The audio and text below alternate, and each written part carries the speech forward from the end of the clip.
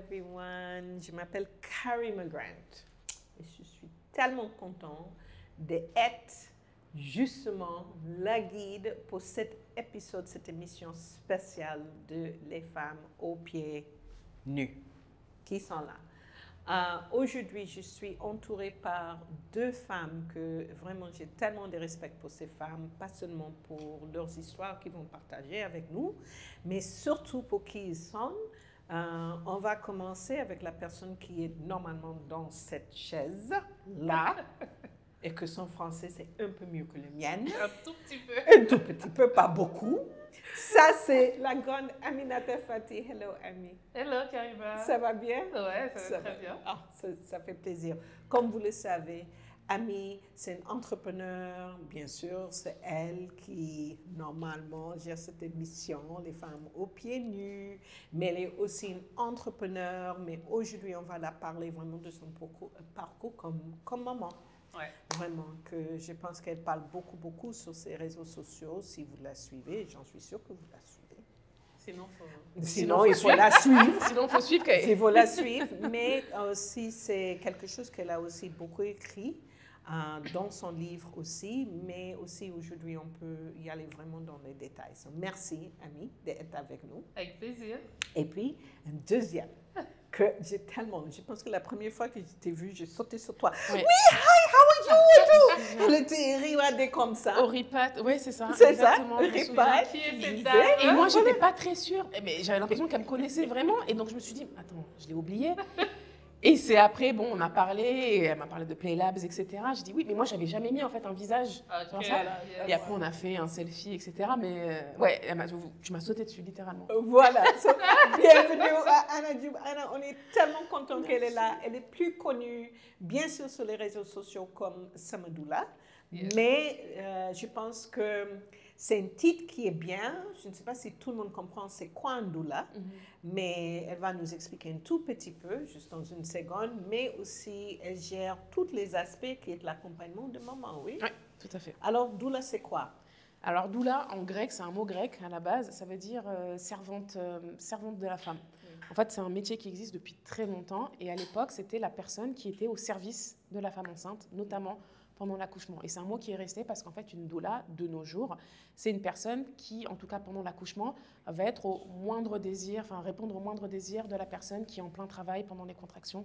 Donc, c'est essentiellement du soutien émotionnel pendant la grossesse, pendant le travail. Bon, bien que je ne fasse plus de présence à l'accouchement pour les raisons dont on va parler, mais on est vraiment au service de la femme.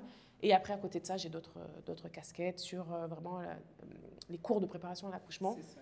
Et les consultations allaitement, Oui. ainsi que même maintenant en fertilité aussi, je me suis spécialisée. Donc j'accompagne des personnes qui sont en essai bébé, parce qu'on sait que ça peut être dur pendant la période de conception. Tout à fait. So, c'est un plaisir parce qu'en fait, ce qu'on comprend, c'est que c'est vraiment le service de la femme, vraiment de conception jusqu'à un bon moment, allaitement, postpartum. Ouais. Qui est aussi, tout à l'heure, je pense que c'est important qu'on donne un peu de sens à ce terme-là. Parce que je pense que beaucoup de nos idées sur des termes comme postpartum, tout ça, on a toujours un sens que c'est une semaine, 2 semaines juste après, alors qu'on sait que c'est une période beaucoup plus grande. So, on est content que vous êtes là. Merci. Je disais que j'ai beaucoup de respect pour vous parce que je vous connais pas seulement sur vos profils professionnels, mais aussi sur le fait que ce que vous faites, ça implique beaucoup de vulnérabilité dans ce que vous faites. Et so, aujourd'hui, c'est un honneur d'être là et parler vraiment d'un sujet qui est très sensible. Un sujet que je pense que surtout ici en Afrique, ces deux femmes, ce sont de REPAD, dans le sens vrai des termes. Vraiment, des filles de la diaspora africaine. Toi de Mali et Gambia. Oui, c'est ça. Toi aussi du Sénégal, Cap-Vert, oui. Cap-Vert. Mais qu'ils ont choisi de retourner, surtout ici au Sénégal, et plus spécifiquement la Petite Côte. Bien sûr, exactement. Ça, c'est notre épisode. Yes. Bon, mais on est là vraiment. Pourquoi je dis que c'est tellement important pour nous? Je pense que comme cette génération des Africains retournés, c'est parce qu'il y a beaucoup de tabous qu'on ne parle pas. Une des tabous, c'est vraiment quand on parle vraiment de les décès d'un enfant dans ses premiers mois, justement en gestation. Il y a juste tout ce monde d'un décès de l'enfant que il y a deux aspects. On ne parle pas de qu'est-ce qu'il a vécu de la maman, et deuxièmement, de la vie et la relation avec l'enfant. Et même une troisième, cette période postpartum qu'on peut parler. So, aujourd'hui, voilà, on va discuter sur ça. C'est une discussion qui va être difficile. C'est vraiment si vous êtes en train de regarder ça chez vous et vous avez déjà eu ce vécu, vraiment prenez ça lentement, mais je pense que la discussion va être très, très inspirante parce que ces deux femmes-là m'inspirent, vraiment. So, on va commencer par une introduction. Vous voulez raconter qui vous êtes et comment, malheureusement, vous avez traversé justement cette expérience? Ok, donc je commence alors. Donc moi, je m'appelle Aminata, j'ai 40 ans maintenant et j'ai 3 enfants, 3 filles, dont une que j'ai perdue en 2017. Donc la première, c'est Isia, qui aura 12 ans bientôt. La deuxième que j'ai perdue s'appelle Zabou, donc en 2017. Et puis la troisième, là, qui est née en 2023. Donc... la petite Fali. Fali. Ouais. Voilà. Falili. Ouais, Fali. Donc en 2017, ce qui s'est passé, c'est que...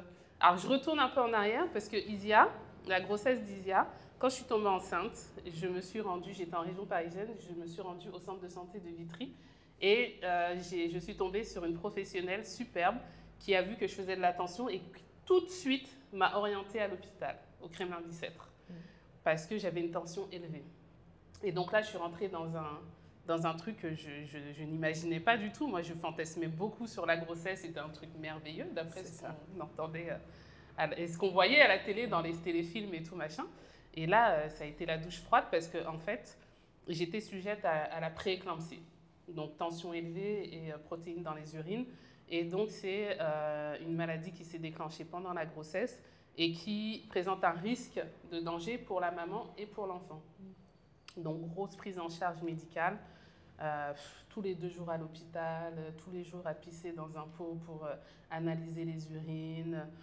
Enfin, c'était très, très lourd, très difficile. Et puis, avec une hospitalisation de presque 1 mois, à partir du 6e mois, et un accouchement en urgence qui a été déclenché à 32 semaines. Donc, Isia est née avec 2 mois d'avance. Donc, un petit bébé de 1,2 kg. Et excuse-moi, j'imagine aussi, vous parlez de tous les aspects physiques, mais... le mental, c'était compliqué. C'était très, très difficile. Parce que vous n'attendez pas à ça du tout. Bah non. Surtout pour une première. C'est une première grossesse, voilà quoi.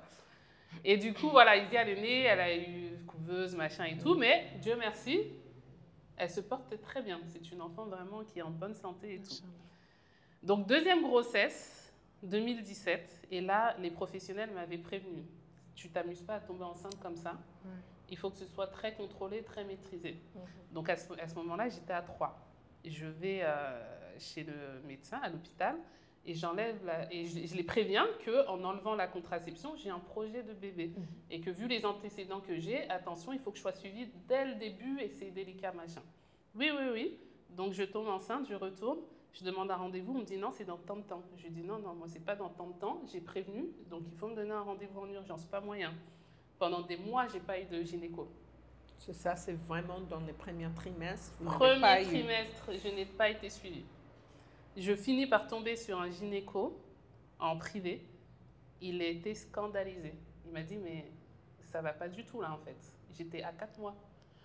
Il m'a dit, là c'est extrêmement grave. Donc il m'a envoyé en urgence au Kremlin-Bicêtre. Donc là pareil, pendant 2 mois, aller-retour entre 3 et Paris, c'est 170 km, à peu près 1h30. Donc avec Isia qui avait 6-7 ans à l'époque. Et je ne vivais pas avec mon compagnon qui, lui, était en région parisienne et moi, j'étais à Troyes, le père d'Isia.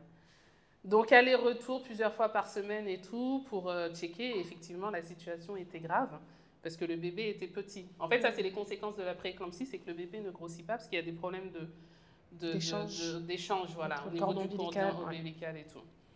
Donc le bébé était petit et tout, donc ils m'ont pris en charge comme ils pouvaient. Mais il faut savoir, une chose que j'ai découvert à ce moment-là, c'est que le bébé, tant qu'il n'a pas 6 mois, il n'est pas viable.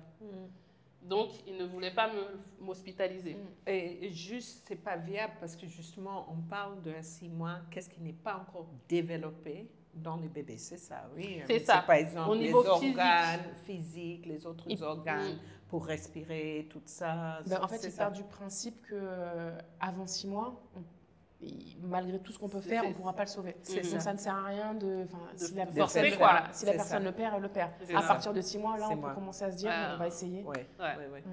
Du coup, moi, je n'ai pas été hospitalisée, mais je faisais toujours mes allers-retours, mes analyses et tout. Et il y a une seule médecin parmi toute l'équipe qui a eu le courage de me dire un jour que je risquais de perdre l'enfant dans mon ventre. Et en fait, ce jour-là, ça a été un choc. Donc, bien évidemment, je suis sortie de l'hôpital, j'étais complètement en pleurs. Avec Isia à côté?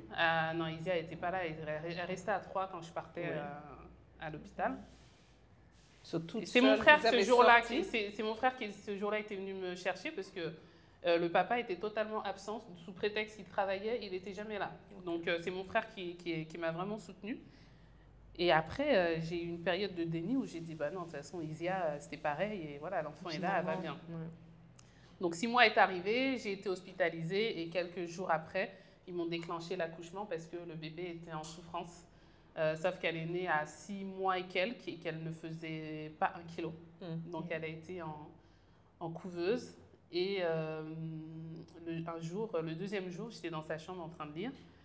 Je me rappellerai toujours parce que je lisais Petit pays de Gaël Faye. Et en fait, elle a commencé à être en détresse. Et l'infirmière m'a dit qu'elle n'était pas bien, qu'elle faisait un malaise et tout. Et puis en 2 secondes, il y a au moins une dizaine de professionnels qui étaient sur elle en train d'essayer de la truc. Ils m'ont fait sortir. Mais j'étais toujours dans le déni en me disant ils vont gérer. Et à un moment donné, quelqu'un est venu me voir, il m'a dit c'est fini. Mais bien sûr. Et là, on a le choix quelque part. Ouais.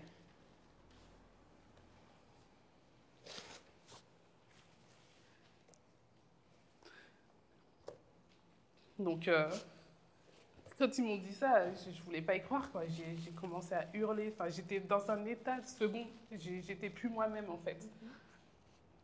Et donc, ils ont appelé le père qui est arrivé aussi et tout. Et j'ai mis beaucoup de temps à comprendre.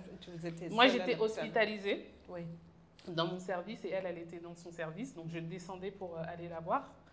Et donc, je passais mon temps dans sa chambre et tout. Et, donc, et le père n'était pas là à ce moment-là. Donc, ils l'ont appelé. Il est arrivé rapidement. Il n'était pas loin, heureusement.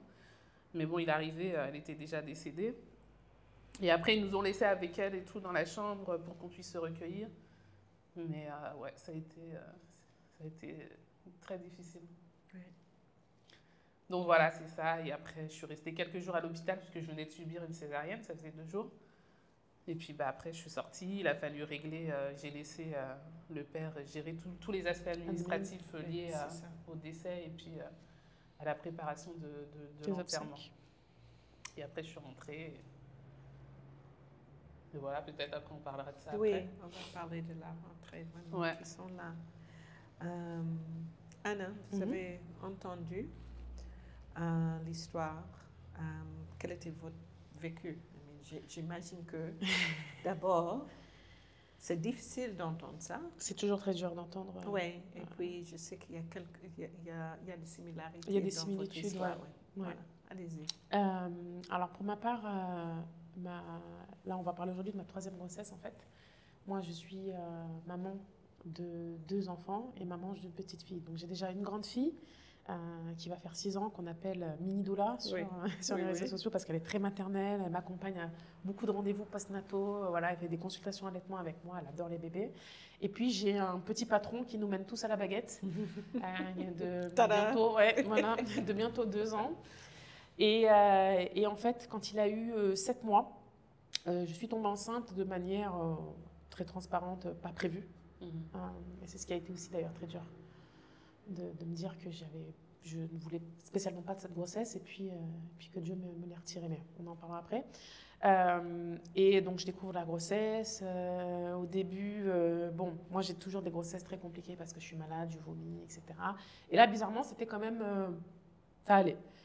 Première échographie de datation, tout a l'air OK. Deuxième échographie, à 3 mois, les trucs basiques, clarté nucale, tout est OK, il n'y a pas de signe de trisomie, etc. Je vais en vacances dans mon ancien pays de résidence pour régler quelques trucs administratifs avec mon ancienne banque. Et je sens en fait, j'ai très mal quand je marche en fait. Et en fait, je sens des sensations que je n'avais jamais senties avant. C'est-à-dire que avec les autres grossesses, ouais.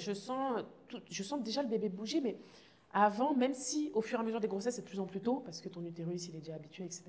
Mais là, je sens pas les fameuses vagues, les bulles, tout ça. Je sens tout de suite des coups, en fait. Donc, je me dis, bon, c'est bizarre. Et dès que je me lève, je sens l'enfant très bas. Et donc, du coup, comme le rendez-vous des 4 mois tombait pendant les vacances un peu obligatoires, parce que j'y allais pas spécialement pour les vacances, et quand je rentre, du coup, je fais ce rendez-vous des 4 mois, qui était environ 2 semaines. J'aurais pu attendre les 5 mois, mais je me dis, c'est pas grave, je vais quand même faire ce rendez-vous. Et puis, je ferai la grande, parce que généralement, après, il y a la grande échographie aux 5 mois. Mais je me dis, je vais quand même faire l'écho des 4 mois, parce que du coup, au Sénégal, on a la chance de pouvoir avoir des échographies à chaque rendez-vous. Et juste pour précision, vous étiez déjà travaillé comme une doula. Oui, vous étiez là, à ce vraiment moment-là, dans les métiers. J'étais déjà il y a dans le beaucoup métier. de connaissances Ouais. que vous avez apportées vraiment à votre propre situation. J'étais déjà doula et éducatrice périnatale depuis un peu plus de 2 ans, quoi. Donc voilà. Et j'arrive au rendez-vous et je me souviens que je dis à mon médecin tout de suite, est-ce qu'on peut faire, parce que là normalement j'étais déjà à 4 mois et demi, 5 mois, donc on aurait pu directement commencer par l'échographie au niveau du ventre. Et je lui dis, est-ce qu'on peut faire l'échographie endovaginale, parce que je sais pas, j'ai l'impression que le bébé est pas, est-ce qu'on peut vérifier mon col, qu'il est bien fermé.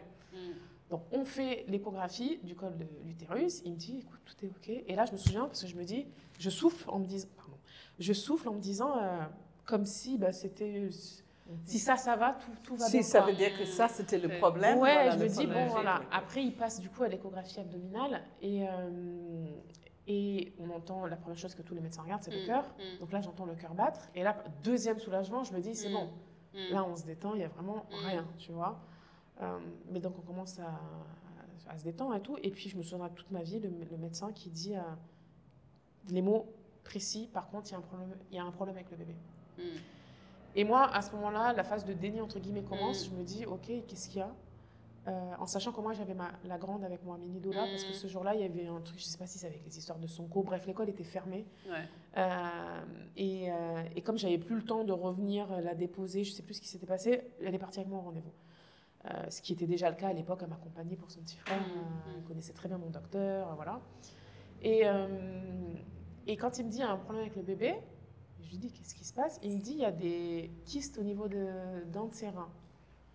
Et moi, le mot kyste, bêtement, je dis, c'est bénin ou c'est malin, tu vois, un kyste. Parce que c'est les soit c'est une tumeur bénigne, voilà, soit c'est une tumeur qui fait, tu vois, qui est pas bien. Donc, et je sais plus. Alors là, je sais plus trop ce qu'il répond. Il me dit, bon là, pour l'instant, il y a que sur un rein. Je vais aller voir le deuxième. Donc, il avait vu le gauche ou le droit en premier, donc il va voir l'autre. Donc, il tourne la machine, etc. Et il me dit, je suis désolée, il y en a sur l'autre aussi. Et là, je réalise pas, en fait, à ce moment-là, ce que ça veut dire. Et je pense, de par peut-être mon métier, etc., je pense qu'il a pensé qu'en me disant ça, j'avais compris. Et en fait, moi, toujours pas. Ouais. Parce que... Et ça, c'était à 4 mois. J'étais à 4 mois et demi environ, quoi. Et il me dit, en plus, je suis désolée, t'as plus de liquide amniotique. Ça veut dire que la petite n'en produit plus, vu que... Enfin, du coup, ça explique... Pourquoi vous sentez ça? Oui, non, mais surtout, ça confirme que ses reins ne fonctionnent pas. Donc, je lui dis... Et là, par contre, j'arrête, je lui dis, par contre, je comprends pas. Qu'est-ce qu'on peut faire? Est-ce qu'on peut... on peut faire des greffes des reins quand elle va naître, tu vois. Et il me dit, le truc, c'est qu'on peut vivre avec un rein, on ne peut pas vivre sans rein ou avec 2 reins défectueux. Et comme il n'y a pas de liquide amniotique, c'est la preuve qu'elle ne fait pas pipi, parce qu'en fait, le liquide amniotique, au début, on en a. Et au bout d'un moment, vers 3-4 mois, c'est le bébé qui prend le relais, et avec les urines, le liquide amniotique se reproduit. Et il me dit, là, ça montre vraiment que ses reins ne marchent pas, quoi. Et là, par contre, je me mets à pleurer. Et il essaye de me soutenir, enfin de me dire, voilà, calme-toi, parce qu'il y a ma fille, du coup, qui ne comprend pas ce qui se passe avec petite sœur. On l'appelait petite sœur à ce moment-là, on avait connu le sexe, je crois. Et il me dit, bon, écoute, et là, je pense qu'il me dit, t'inquiète, on va essayer de voir par rapport à l'écho suivante, ce sera l'écho des 5 mois, on verra peut-être mieux, etc. Même si je pense qu'il savait déjà qu'à ce moment-là, le diagnostic était, tu peux pas vivre avec 2 reins, quoi. Donc, bon. je me dis, ok, on attend le rendez-vous des 2 semaines. Bon, là commencent les 2 semaines les pires de ma vie, en fait. Bizarrement, moi, c'était pas l'accouchement. Le pire, ça a été ces 2 semaines-là. Parce que j'étais tout le temps sur Google à chercher les miracles. Je prends un billet pour la France en me disant peut-être que là-bas... C'est pas que j'avais pas confiance au diagnostic du médecin, mais je me suis dit peut-être qu'il y a d'autres options en France, tu vois. Entre-temps, je vais voir un autre médecin réputé de la place que je connaissais, avec qui, voilà, on a des mamans en commun. Et je vais le voir, et puis, bon, il confirme en me disant que là, bon, c'est sûr, pas en France, franchement, c'est mieux. Il me recommande d'aller en France, mais il me dit, on va te proposer une interruption médicale de grossesse, je préfère te le dire. Donc, je vais quand même en France. J'arrive, je vais dans un CHU, un des CHU de Nice, parce que moi, j'ai grandi dans le sud de la France, où on me redit la même chose. Et bon, là-bas, il y a des équipes pluridisciplinaires, donc on va quand même, ils me disent, on va quand même passer votre dossier en commission. Moi, j'ai écrit une lettre à la commission, parce qu'entre-temps, j'avais vu des recherches. J'avais vu qu'aux États-Unis, notamment, il y avait une petite fille qui avait... Alors, elle, il n'y avait pas du tout de rein. Mais bon, dans les symptômes, c'est la même chose. Hein. De toute façon, pas de rein, pas de liquide amniotique. Pas de liquide amniotique, pas de bébé qui respire. Et donc, les poumons ne se déploient pas. C'est le principal problème. C'est même pas les reins. Parce qu'au pire, on pourrait se dire, on les prend en charge en naissance.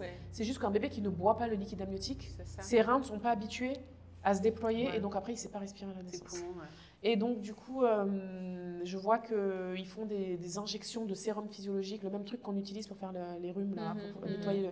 Voilà, donc ils mettent ça pour remplacer le liquide amniotique, ce qui permet au bébé, après, d'apprendre à respirer, etc. Et ils sont pris en charge à la naissance en faisant des dialyses. Et puis, le temps d'atteindre les 10, 11 kilos, le poids pour une opération, et subir une greffe des reins. Et je vois que ça a été fait aux States, je ne sais plus en quelle année. Donc, je reprends espoir, j'explique ça... je fais une lettre, le médecin me rappelle en me disant on a bien reçu votre lettre, on va la soumettre à la commission, etc. Et 1 à 2 semaines après, on me convoque en me disant que malheureusement, voilà, eux, ils ne le font pas, ça ne peut pas se faire, et qu'ils me proposent interruption médicale de grossesse, que je refuse, essentiellement par conviction religieuse. Et à ce temps-ci, vous étiez à 5 mois. Alors là, avec le voyage et tout, j'étais quasiment proche des 6 mois, je crois. 6 mois, ok. Ouais. Et entre-temps, une amie me suggère quand même d'écrire un des meilleurs hôpitaux de France en termes de tout ce qui est maladie infantile, donc l'hôpital Necker sur Paris. Donc j'écris à Necker qui me rappelle 2 jours après mon mail en me disant le néphropédiatre, donc un néphrologue, c'est les personnes qui s'occupent des reins, et donc là c'est un néphropédiatre pour les enfants, qui me dit quelqu'un accepte de vous recevoir. Donc là, bon, je trouve que ça a été mal géré ce côté-là, du côté de l'hôpital. Je prends un billet forcément. Donc moi je suis à Nice, mais je monte en 2 jours, je prends un billet pour Paname. Je monte avec mon fils à l'époque, parce que moi j'étais partie de Sénégal avec le petit qui avait que 1 an à l'époque. Je laisse ma fille avec ma mère et son père, qui nous a rejoints après.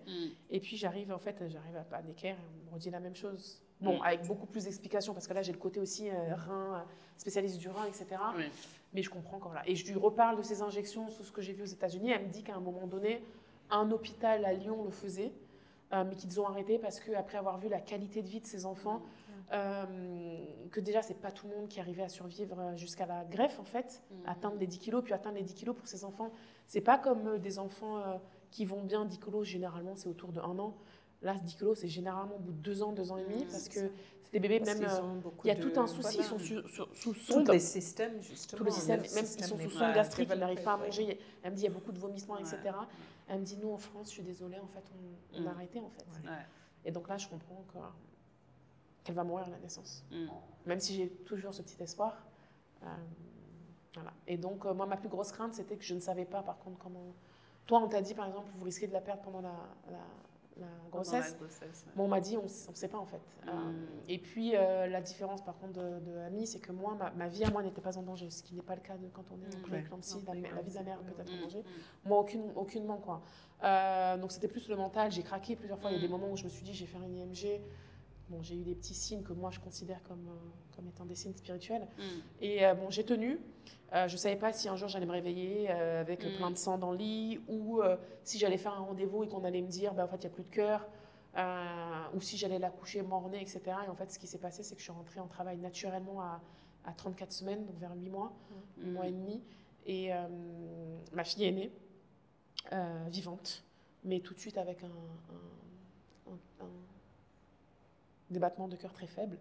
Et elle est partie, alors on ne saura jamais exactement, mais elle est partie en étant peau à peau. Yeah. Elle est partie contre moi. Quelques minutes, une dizaine de minutes, on ne saura jamais vraiment.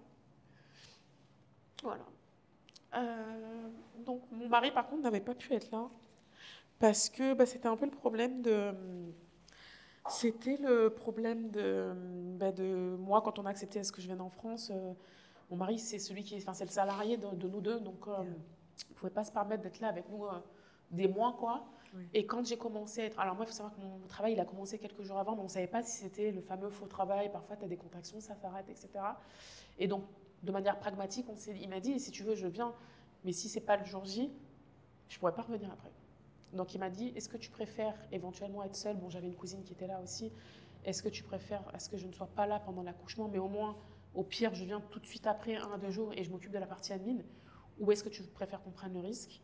Par contre, je ne pourrais pas revenir après. Et je lui ai dit, écoute, quitte à ce que ce soit comme ça, je préfère éventuellement accoucher juste avec mes cousines, mais que tu gères effectivement l'après. Et donc, c'est ce qui s'est passé. Il est venu, malheureusement, alors c'est tombé du coup un peu le week-end du 15 août, c'est férié le 15 août en France. Et donc, on a eu du mal à avoir des billets, surtout que Nice, c'est un peu la destination Côte d'Azur, tout ça, quoi. Et quand il est venu, voilà, ma fille était déjà partie depuis 2 jours. On est reparti à la morgue, tous les deux. Donc, moi, après, pareil, après l'accouchement, on m'a laissé le temps avec mon bébé, etc. Et puis, quand je l'ai rendu, je pensais que I was done, quoi. Je pensais que c'est bon, je lui avais dit au revoir. Et j'ai ressenti le besoin d'aller avec mon mari à la morgue. Et voilà, je suis repartie. C'est là où ça une autre partie. Une autre partie, quoi. Après, bon, il y a la partie admin, surtout que nous, on se posait la question, est-ce qu'on enterre en France ou est-ce que nous, on vivait déjà sur le Sénégal? C'est ça. Et bien évidemment qu'il y a aussi le facteur, alors bon, désolé, mais on n'est pas non plus hyper riche, donc il y avait le facteur coût aussi. Si ça nous avait coûté plus de 5 000 € pour la rapatrier, on ne l'aurait pas fait. Et puis finalement, on se rend compte, donc, moi j'appelle les pompes funèbres, musulmanes, qui me donnent des cotations, etc. Et en fait, je me rends compte que c'est pas si cher, c'est dans les 1005, 1008. Ils me proposent une cotation chez Air France, une autre chez Air Sénégal pour rapatrier les corps. Et en fait, quand on voit que les tarifs... On va juste prendre une pause. Oui, pardon, excuse-moi. Non, pas du tout. Mais c'est juste pour qu'on se rende compte, surtout pour les auditeurs ou les gens qui nous suivent, que après le décès de cet enfant, il y a les aspects logistiques et administratifs. C'est horrible. Qui mettent, que vous devrez gérer pendant une période où c'est... Où tu n'as pas envie. Et puis, physiquement, cognitivement, vous n'êtes pas ça, mais il y a des choses à régler tout de suite. Ça, c'était vraiment ce que j'entends, c'est que c'est dans cette période de temps. Comment gérer ça pour faire que bébé soit à côté de vous. Parce que vous étiez déjà ici au Sénégal. Oui, alors après, on avait pris la décision à ce que de toute façon, moi et les enfants, on reste encore un petit peu en France, en famille. Donc moi, à ce moment-là, on est mi-août et on prend la décision de rester environ jusqu'à fin décembre. Après, comme ça, on se dit, on se passera les fêtes en famille et de retourner en janvier, voilà quoi, new start, new year.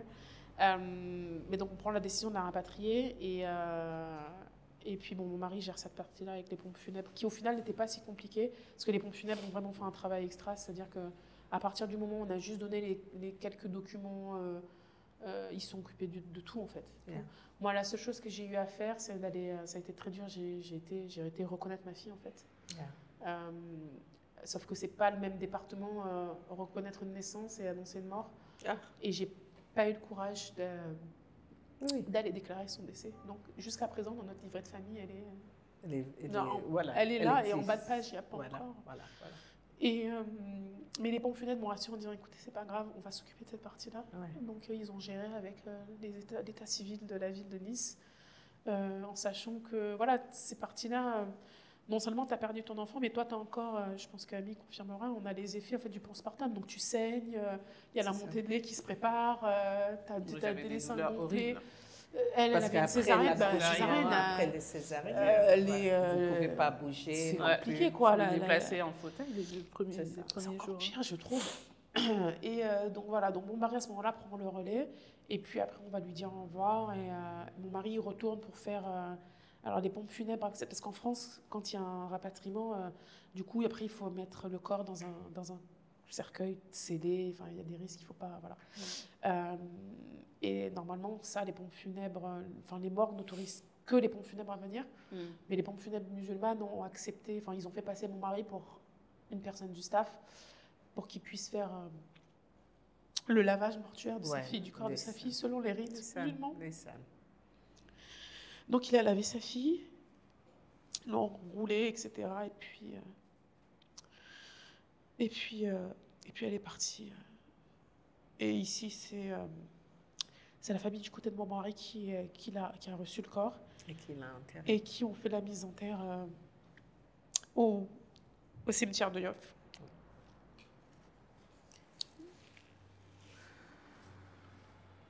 Voilà.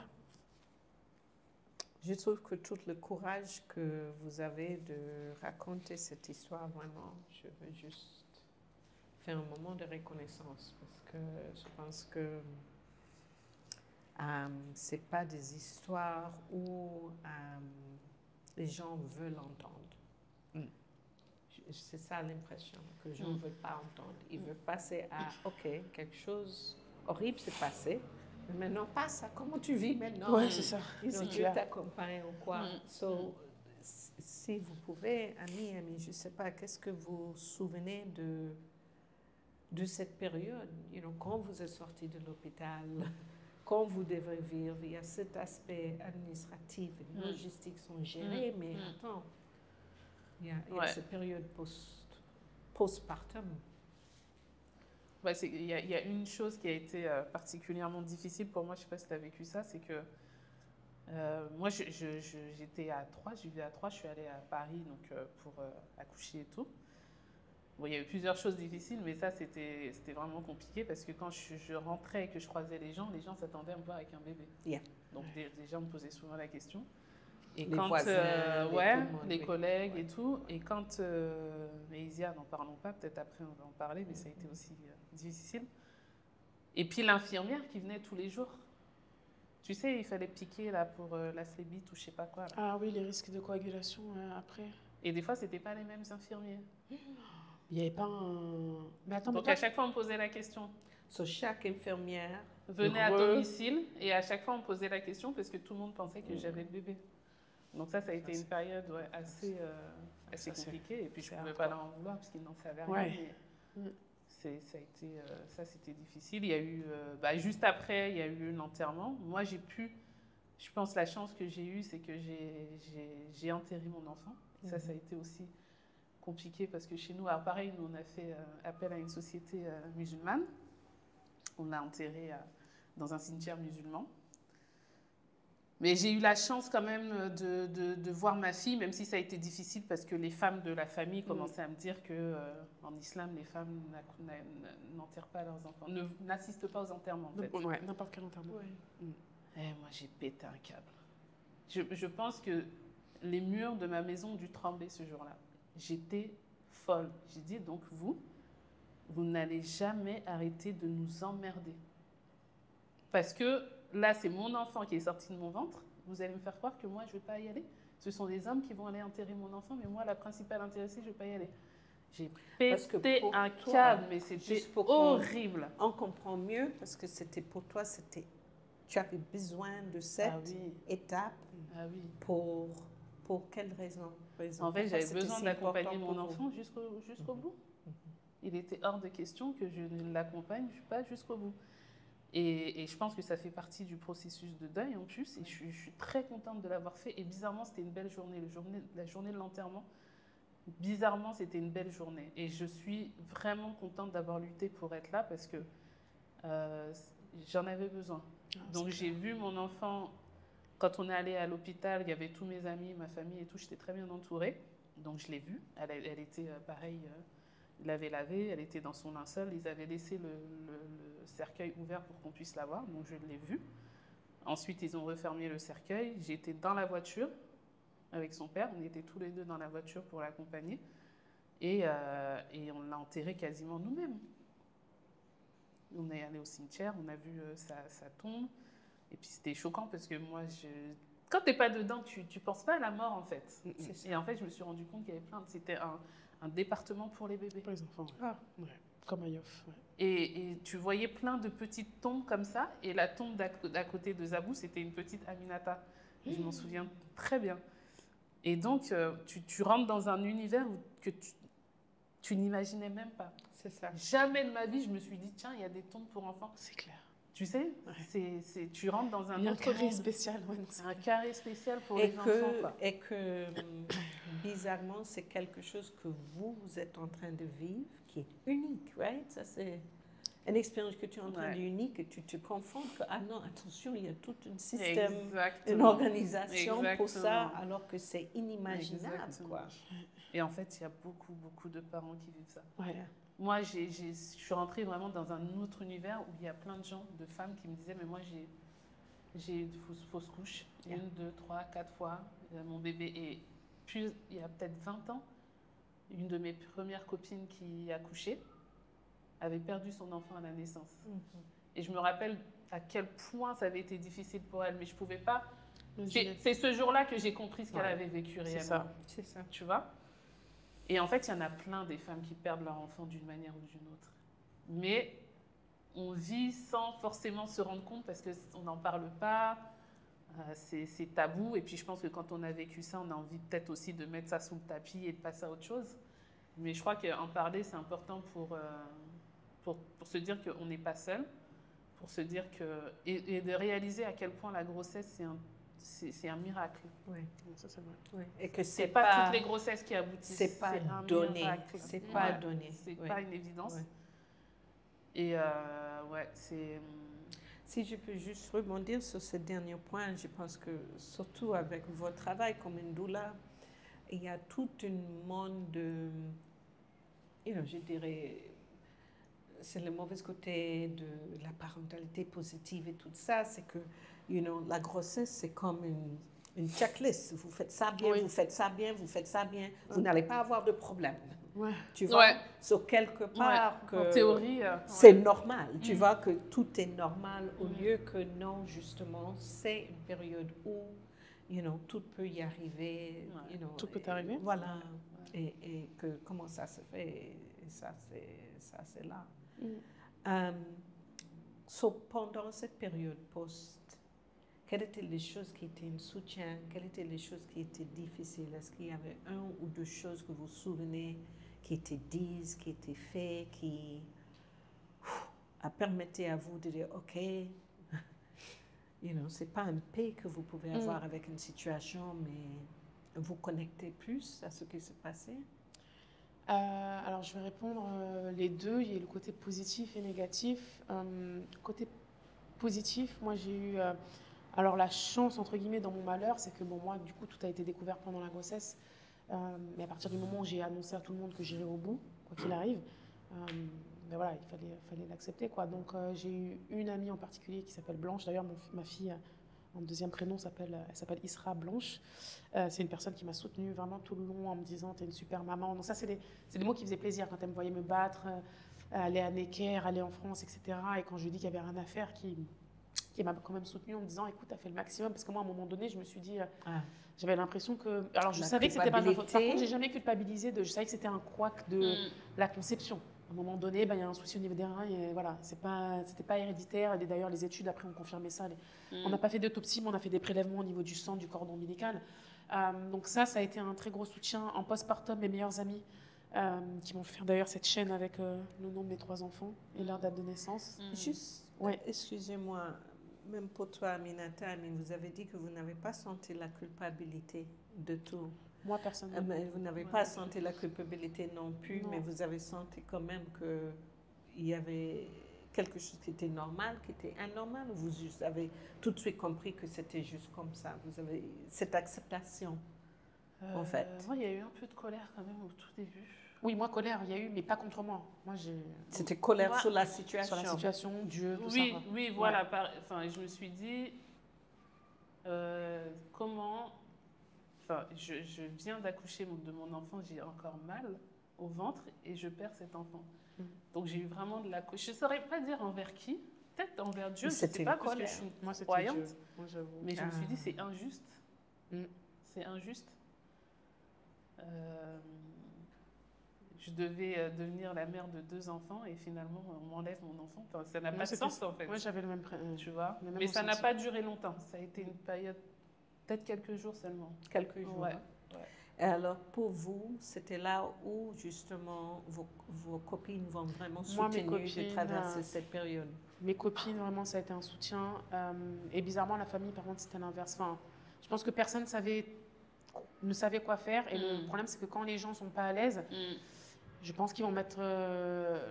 c'est un peu de l'égoïsme, mais même si je pense que c'est pas volontaire, mais limite, on va faire comme si de rien n'était, quoi. Yeah. Moi, j'ai eu du mal avec le fait que ma famille, 2 jours après, regarde un match de Marseille à la télé, tu vois. Donc ça m'a saoulée. J'ai eu du mal avec mon père qui m'a sorti c'est mieux comme ça. Ça, c'est des phrases très africaines. Yeah. Quand on dit c'est mieux comme ça, c'est vaut Dieu mieux qui ça veut. que c'est Dieu qui veut, ou c'est mieux comme ça que d'avoir un enfant handicapé. Non, en fait, c'est pas mieux comme ça. Ce qui aurait été mieux, c'est que mon enfant n'ait rien et soit avec moi en ce moment, quoi. C'est des phrases maladroites. Voilà. Donc ça, c'était juste ça. Ça, Toi, c'est pour toi, tellement je sais pas. important. C'est important de dire. C'est que les phrases que notre culture nous disent, qui devraient être soulagement, right? Parce qu'on te demande de mettre ton foie Devant. quelque part, qui est On essaye assez d'étouffer. abstrait peut-être Ouais. pendant les Je pense situations qu'on essaye concrètes. plus d'étouffer tes émotions, parce que ça met tout le monde mal à l'aise, C'est ça. qu'autre chose. Je suis d'accord. So, c'était pas soulagement, c'est restez-vous. Gère Voilà. tes émotions. Gère tes émotions parce que nous, on Et ne pourra ne pas nous gérer. laisse. Voilà. Exactement. Nous, on peut pas gérer. c'est C'est très surtout bien. ça, en fait, C'est le ça. problème. Parce que nous, on ne saura pas te gérer, en fait. Ouais. Et c'est ça. Je te laisse. Non, moi, c'est... la famille, ouais, a été quand même... ça a été... Bon, à part l'épisode de L'enterrement. Et ce qui a été compliqué aussi sur l'épisode de l'enterrement, c'est que c'est ma mère, la pauvre, qui m'a dit que j'étais pas censée assister, donc c'est elle qui a tout pris. Sur ses sœurs et les gens de la famille. C'est elle qui- C'est elle qui m'a dit qu'en tant que femme, je ne devais pas tu assister devrais. Ok, so à... elle, C'est elle sûr, a c'est pris du ça coup, de bah, vous. Voilà. j'ai- Voilà. T'es énervée sur C'est elle. toi, Ok. oui, oui. Et ma mère, c'est quelqu'un de très sensible. Et puis, elle a que moi comme fille. Donc, c'était compliqué. Et derrière, il y a mon frère qui m'a appelé pour m'engueuler. Et mais je lui ai rentré dedans. Mais comme pas possible. Je dis, Par rapport au fait que attends, tu as tu te fous de ma gueule répondu ou quoi à ta mère. Ouais. Je dis, je viens de perdre mon enfant, j'ai encore mal au ventre, vous me faites chier. Je vais gérer mes émotions, je ne vais pas les gérer. C'est clair. Parce que je n'ai pas à gérer mes émotions. Parce que je viens de perdre mon enfant. Et en plus, c'est lui qui a assisté à l'accouchement. Donc, je sais que c'était aussi compliqué pour lui, il va se reconnaître. Mais j'ai pété un câble. Donc, il y a eu, voilà, petite période comme ça où tout le monde est... C'est compliqué. Je sais qu'il y a beaucoup d'amour et tout ça, Ouais. mais ils ne savent pas forcément comment s'y prendre. Chacun essaye de gérer ses émotions. Moi, j'ai mon frère qui a accouché, qui est le seul qui a vu Zabou. Donc, je sais que c'était extrêmement compliqué pour tout le monde. Et puis moi, je suis la petite sœur, j'ai 5 grands frères, donc très protégée, très choyée et tout. Je sais que ça a été difficile pour tout le monde, mais tout le monde a été présent en dehors de cette période de trouble. Après, c'est rentré dans l'ordre, mais les gens ne savent pas comment gérer ça, quoi. Ils ne savent pas quoi te dire.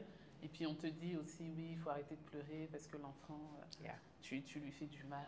Non, mais laissez les gens gérer leurs émotions. Enfin, tu ne peux pas traverser une période comme ça sans pleurer, sans péter les plombs. Laissez les gens gérer leurs émotions. Il faut que ça sorte. Donc, je ne sais pas comment moi j'aurais réagi. Hein. Peut-être que j'aurais été aussi très maladroite. Mais ce que j'ai envie de dire, c'est laisser les gens gérer leurs émotions. Voilà. Si la personne elle a besoin de pleurer, qu'elle pleure.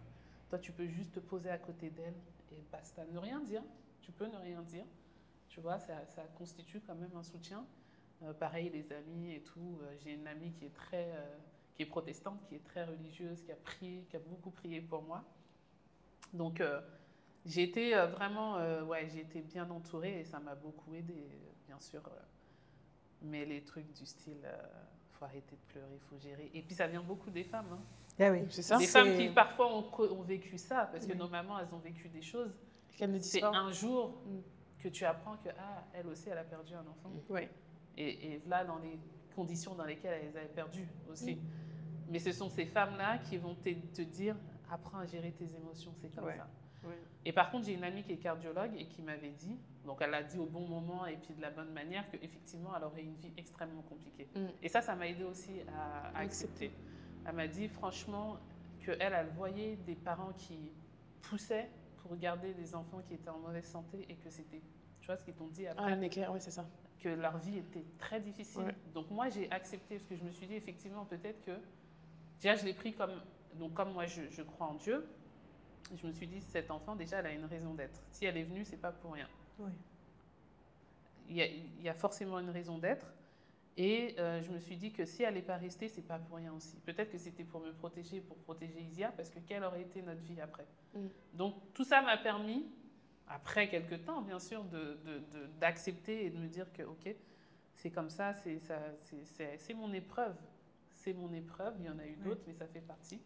Je ne suis pas la seule à la traverser et ça va aller. Ça va aller, même si c'est extrêmement difficile. J'ai entendu de vous deux que la deuil n'était pas linéaire, même s'il y avait des choses que, et même aujourd'hui, quand on parle vraiment, il y a les larmes qui arrivent, que, c'est pas que, ok,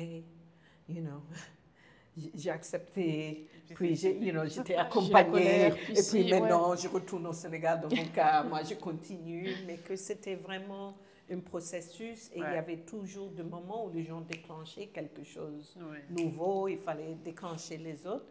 Mais l'autre aspect que je pense que vous avez un peu touché, mais la fait, c'est que vous étiez déjà des mamans.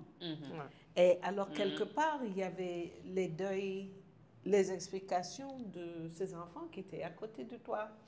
Que, de quelque sorte, te regarder comme « Hey, aide-moi à comprendre ça », alors que ce n'est pas quelque chose de compréhensible même pour vous. Comment vous avez... Anna, comment vous avez fait ça? Surtout que vous étiez une doula. Alors, ça veut dire que si vous retournez à votre métier, j'y suis retournée, qui amène, mais aussi qui amène quelque chose de financier, bien sûr, qui contribue à votre vie. Mais ça demande que, hey, ok, je retourne au milieu où j'étais blessée, si vous voulez. Ça n'a pas été facile, mais... Alors, pour répondre pour la plus grande, parce que mon fils, bon, j'ai quand même mis des mots, mais il était quand même petit. Ma fille, j'ai pas pu lui mentir ou essayer un peu de déguiser, parce qu'elle était là au rendez-vous, on a découvert la malformation. Donc déjà, ça... donc tout de suite, je lui ai dit, petite sœur est malade. Et puis elle me disait, bon, après quand elle a commencé à me dire... c'est les enfants très pragmatiques, elle est malade, on va lui donner des médicaments. Et là, avec mon mari, c'est là où on a eu un tout petit conflit avec mon mari, c'est que lui, il était plus en mode, écoute, on lui dira plutôt au moment de de la naissance. Et moi, un jour, j'ai été plus transparente et j'ai dit à ma fille, elle est malade et elle va peut-être mourir. Parce qu'il n'y a pas... Il faut dire aussi qu'il n'y a pas de manuel. C'est pas que c'était de mauvaises réponses. Mon mari m'en a un peu voulu. Il m'a dit, on n'aurait pas dû lui dire si tôt, etc. On ne sait pas quand est-ce que tu vas accoucher. J'ai dit, écoute, c'est vrai qu'en fait, sa première réaction, c'était de pleurer. Elle est sortie de ma chambre, elle est partie voir son père en disant, mes petites sœurs, elle va peut-être mourir, maman m'a dit. Donc voilà, mais je l'ai préparé. Écoute, moi, j'ai préparé comme ça. Et après... Ça fait aussi partie des choses qui m'ont aidée. C'est que moi, comme je connaissais la condition, j'ai essayé un petit peu de me renseigner sur comment faire. Après, les choses qui peuvent aider, donc j'ai eu plein de suggestions, j'avais posté sur des groupes Facebook, on m'avait dit tirer du lait pour faire des bijoux après, garder une mèche de cheveux s'il y a des cheveux, voilà. Donc, et puis j'avais posé la question par rapport à ma fille. Et puis il y a aussi des psychologues qui m'ont répondu et on m'a demandé, même si ça a l'air dur comme ça, mais de lui laisser le choix. Et surtout de ne pas dire... petite sorte d'or, les parties au ciel, parce que après ils peuvent avoir peur de dormir. Si tu parles de trop de haut ciel, demain tu prends l'avion, on ne sait pas comment ça peut être interprété en fait. Et donc on m'a dit de mettre les mots et c'est ce que j'ai fait. Et puis je lui ai laissé le choix. J'ai dit écoute, quand maman va accoucher, est-ce que tu préfères venir nous voir, dire au revoir à petite sœur pour toujours, parce que si elle meurt, elle va aller à côté de Dieu, ou est-ce que tu préfères juste parler juste à mon ventre et voilà. Elle m'a dit non, je veux venir. Et donc, quand j'ai accouché, donc moi, il y avait mes deux cousines, une qui restait avec moi en salle de travail et ma deuxième qui est retournée prendre ma fille, mon aînée, et ma tante, donc la mère de ma cousine, et qui sont revenues. Donc ma mère, elle est restée avec le patron. Et ma fille est venue. Et quand elle est arrivée, en fait, c'est le moment où moi-même, j'avais demandé au pédiatre de réanimation de revenir pour confirmer, parce que j'avais senti que... Il fallait que était parti. Non, en fait, que la petite était partie. Je l'avais senti, en fait. Et ma fille est arrivée à ce moment-là. Et je me souviendrai toujours du regard de ma tante.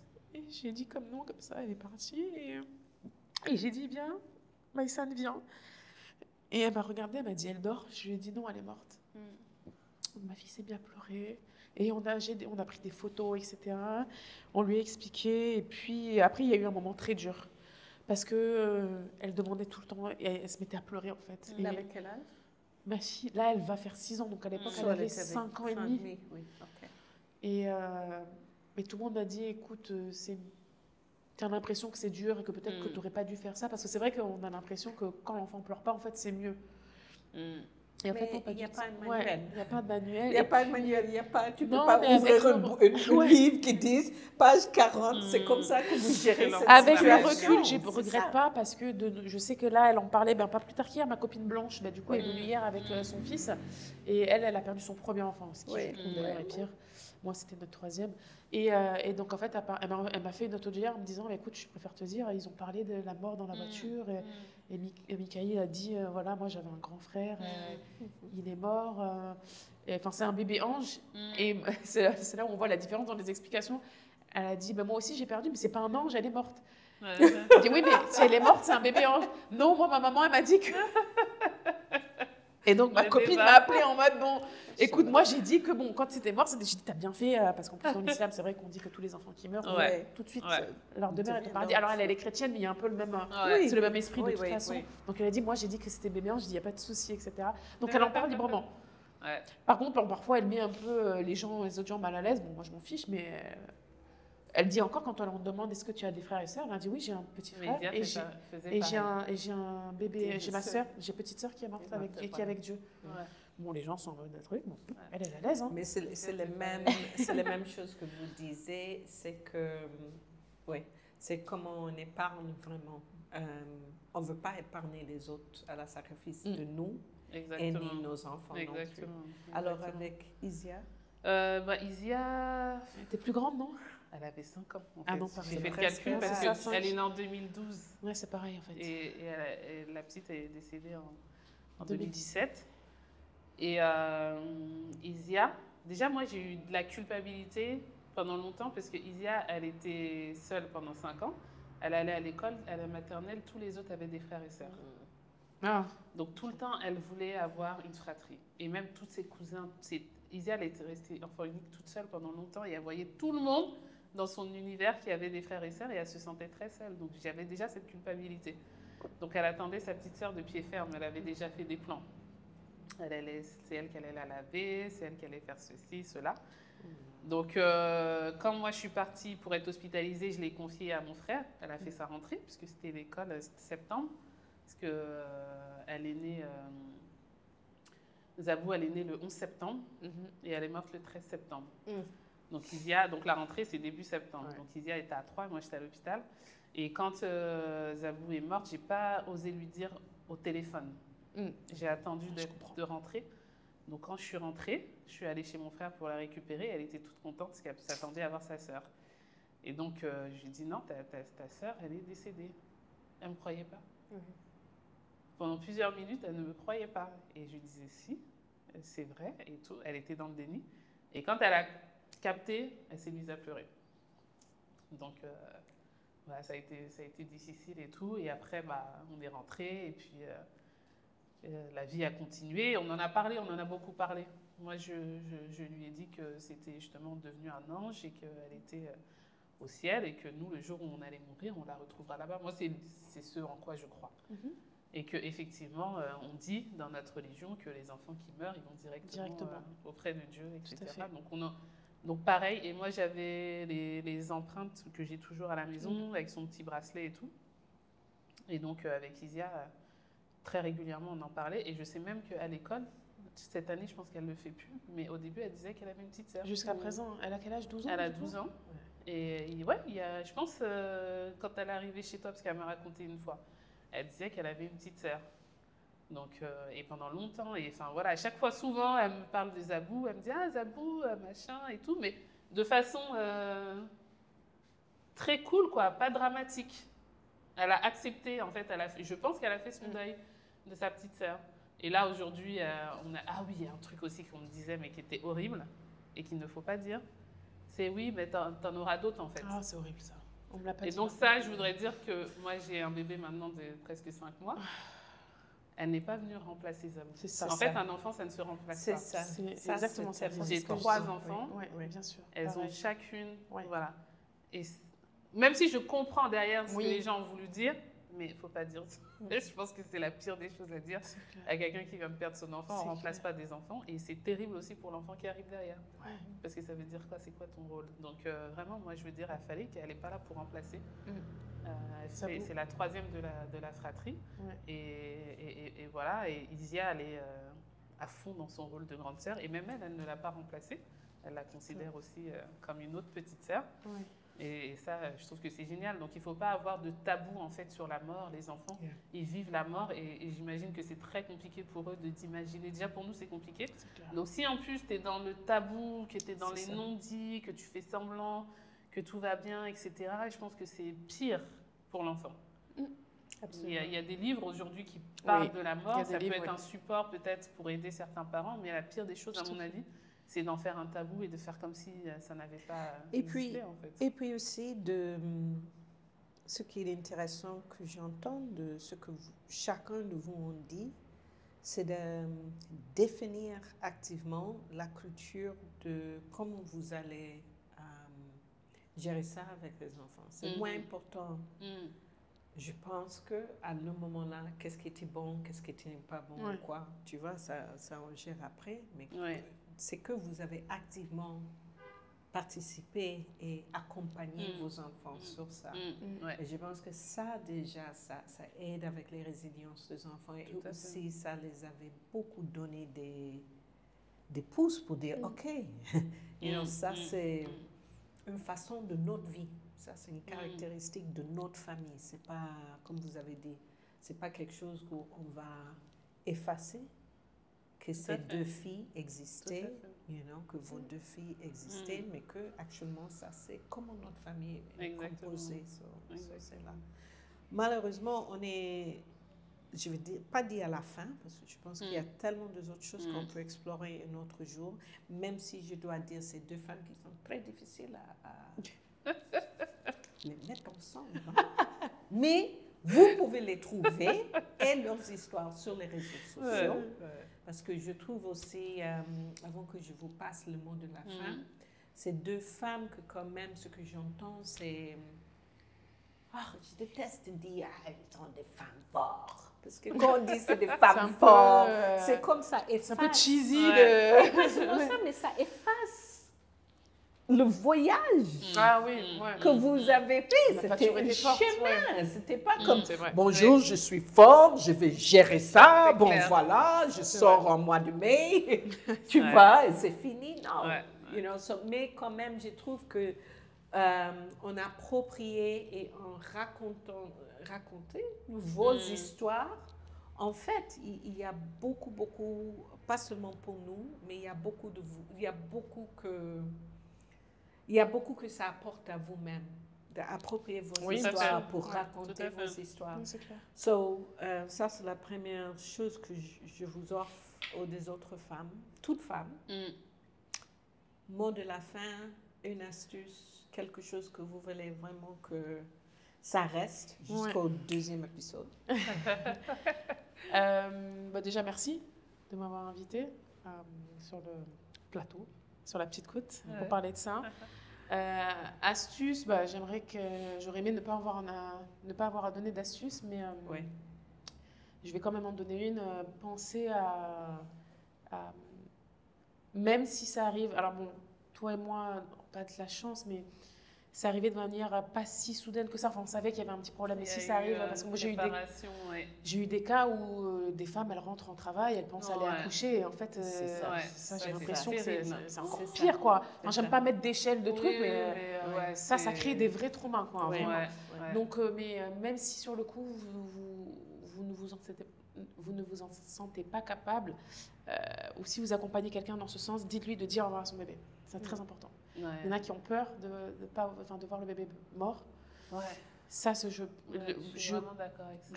connais des gens qui l'ont fait et qui ont regretté. Je ne connais pas une seule personne qui n'a pas regretté, en fait, de ne pas avoir dit au revoir. Ça, et de penser à prendre des choses, un peu souvenirs. Alors, en France, ils le font automatiquement, les empreintes, etc. Je ne pense pas que ce soit le cas ici, mais pensez à faire des empreintes, récolter un peu de lait maternel, peut-être faire un bijou de lait. Moi, j'ai une petite boîte avec une photo, le lait, un bout de cordon. Cheveux, on n'avait pas pu couper, mais voilà, pensez à prendre des choses pour... et peut-être faire un petit endroit dans la maison où cet enfant a sa place. ça. Donc c'est plus ça que j'aurais à dire. Ça, c'est vraiment de garder des souvenirs physiques de cette bébé. De ce bébé qui a existé et qui fait partie de la famille. Quoi. Nous, on est une famille avec 3 enfants. Ça, c'est aussi ne pas sauter. C'est ça. C'est pas quelqu'un que maintenant n'est pas existé. Là, je suis vraiment d'accord avec ça. Moi, j'ai les empreintes de Zabou qui sont encadrées. Et je les ai à la maison. Moi, je voudrais surtout rendre hommage à quelqu'un qui est très important pour moi. C'est le docteur Nian qui m'a suivi pour la grossesse de Fally. Parce que, contrairement à la grossesse de Zabou, là, il m'a écouté dès le début. Et ça, c'est tellement précieux. Il a entendu mes angoisses, et celles d'Isia, et celles de Cher aussi. Et il a super bien géré. Et ça, je ne peux pas t'expliquer à quel point c'est précieux pour moi, en fait. Parce que quand tu te sens écouté et accompagné, bah, les angoisses, en fait, au fur et à mesure, elles se dissipent. Parce que tu te dis, c'est bon, là, je suis entre de bonnes mains. Et effectivement, la grossesse avec Fally, même si j'ai eu encore de la prééclampsie, ça s'est super bien passé. Et elle est née, elle faisait 2,5 kg à 8 mois. J'ai jamais vu un bébé aussi gros, moi. Quand j'étais à la maternité, je voyais les gros bébés. C'était tous ses joues. C'était parce que c'était ses ton joues. plus gros bébé, C'est en fait. c'est une fille qui était née avec des joues fou, quoi. énormes. Voilà, c'était ses joues seulement qui faisaient, quoi. Donc, vraiment, d'être entourée par des professionnels qui sont à l'écoute, c'est extrêmement important. Et moi, ici, j'ai fait ma grossesse au Sénégal, celle de Fally. Et ça s'est super bien passé, quoi.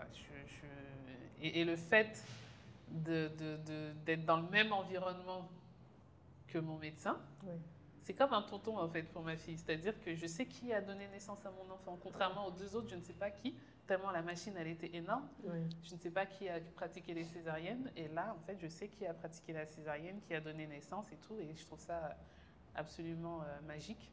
Et sinon, pour les mamans et pour les parents qui ont vécu ça, c'est important d'en parler, de dire au revoir à son enfant. Ça fait partie du processus de deuil. D'effectivement avoir quelque chose de physique de lui. En fait, il faut, encore une fois, on s'en fout de mettre mal à l'aise les autres. C'est ça. On fait ça. Parce qu'on n'essaye pas de cacher, machin. On fait ce qui nous fait du bien en tant que parents. Et même si ça ne correspond pas aux normes, même si ça ne correspond pas à la culture, même si ça ne correspond pas à la religion, même si... On s'en fout. En fait, on a besoin de guérir une blessure, on fait ce qu'il faut et on ne se sacrifie pas pour faire plaisir à qui que ce soit. Ouais. Tellement de bons exemples. Je pense qu'avec votre métier qui vous aide, vous parlez de Dr Nian, mais c'est toujours bien dès que c'est possible, de vraiment d'entourer avec des gens qui te donnent une écoute pendant ce processus, parce que ça aide dans le processus. Deuxièmement, c'est de vraiment garder quelque chose, comme vous avez dit, comme vous avez aussi dit, c'est de garder quelque chose. Et puis, dernièrement, priorise toi-même. C'est clair. Ça, c'est la base. J'espère qu'on va retourner, mais vous savez où trouver ces 2 femmes sur les réseaux sociaux. Je vous remercie. Et surtout, je vous remercie, parce que vous étiez vraiment génial. Il y a tellement des apprentissages. Et je pense que c'est pour ça que c'est bien d'être soi-même, parce qu'on peut toujours apprendre. So, bye. Et regarde, on a fait tout ça en français. Félicite. Good job, Thank you. Merci et à très vite. Merci, bye. C'est bonjour. Hey ladies.